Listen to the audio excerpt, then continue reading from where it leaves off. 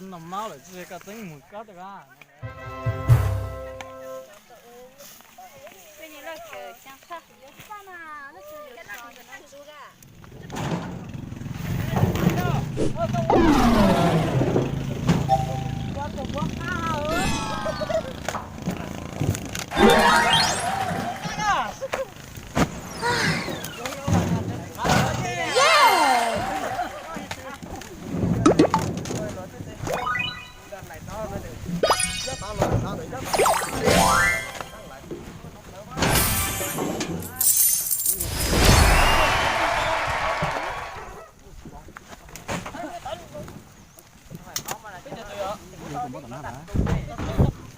Yếm bàn nó to. Hả? Có yếm bàn nó to nó bùng. Hả? Yếm bàn nó luôn. Là yếm bàn nó bèo. Hả? Búp bì. Đi phun nó búp bì ha ha.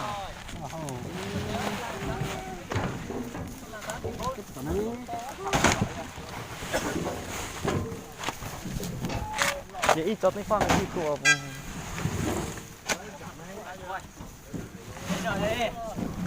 ơi, tàn cháu xuống nào, xuống tàu cháu cơ, nước giảm nước cháu cơ, không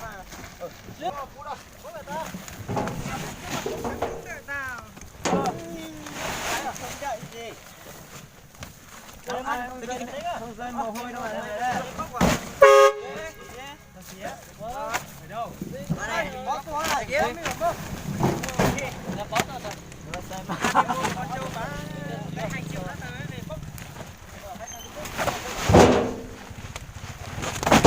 chỗ nào ta đi mua một con trâu đi nhiều thế nào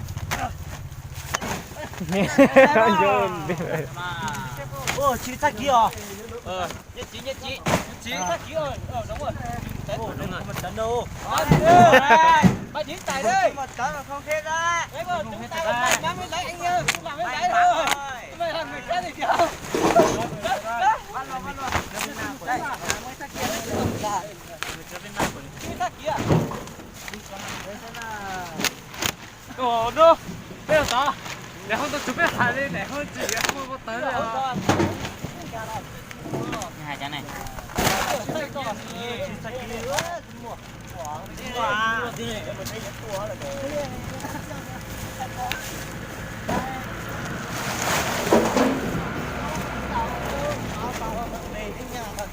đi chơi nó tầm mà nó nữa hả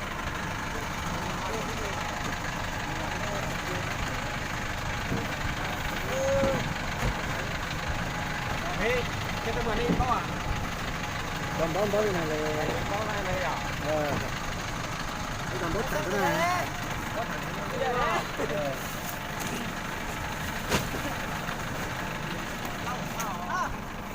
nhớ là cái bọc xăng đó nhớ cười xuống một này cười để cười lo phải đó là cái lính có cái này không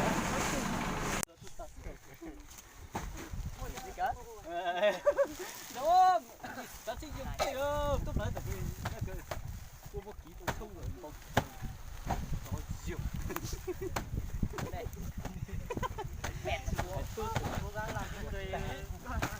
làm rồi nhưng mà đạt rồi nhưng mà chưa lấy được không ạ ông này sợ mưa quá bọn này